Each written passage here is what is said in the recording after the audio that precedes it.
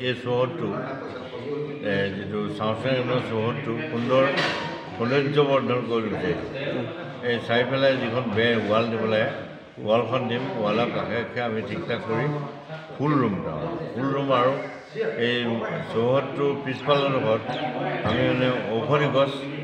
decoration কৰি ফুল গছ বৃক্ষ ৰোপণ কৰিম আৰু যিখন আহোমৰ লাগতিয়াল গছ সেইবিলাক আমি ৰুম বুলি ঠিক কৰিছোঁ সদ্যহতে এইটোৱে আৰু আমাৰ এই সৌন্দৰ্যবৰ্ধন কৰি লৈছোঁ আৰু মানুহে যাতে আহি বহিব পাৰে ইয়াত চাব পাৰে এই ব্যৱস্থা কৰিম সেইটোৱে প্ৰথম কথা ইয়াত এনে উদ্যান এখন আপোনালোকে চিন্তা কৰিছে নেকি উদ্যান কৰিছোঁ ডাঙৰ উদ্যানটো এতিয়া নাই কৰা কি গছ হ'ব সৰু উদ্যান কৰিছোঁ ডাঙৰ কাম পিছত এটা কথা আমি কিছুদিনৰ আগত গম পাইছোঁ যে অসমৰ ৰজা গছ বা অসমীয়া জাতিৰ প্ৰতীক গছ হিচাপে হুলুং গছ বুলি কৈছে এই গছজোপা আপোনালোকে ৰোৱাৰ ব্যৱস্থা কৰিব নেকি